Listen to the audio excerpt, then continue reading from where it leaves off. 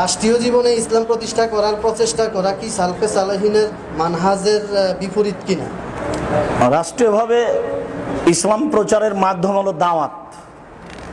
দাওয়াতের মাধ্যমে যদি কোনোদিন হয় হবে, না হয় না হবে, নির্বাচনের মাধ্যমে নয় এবং কোনো কৌশলের মাধ্যমে নয়। ফেরাউন ডুবে গেল, দেশ খালি, মোসা একটু দখল করলেই তো হয়।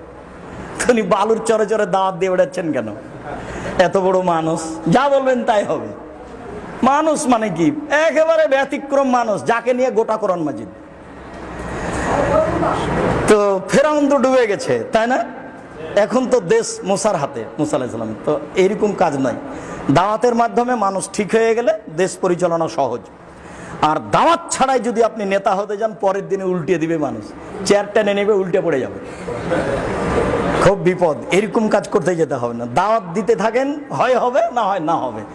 সবই নবী চলে গেছে, দুই একজন ব্যতীত, আপনার এত সমস্যা কিসের? বাস আকীদা ও আদর্শ দাওয়াত। জি।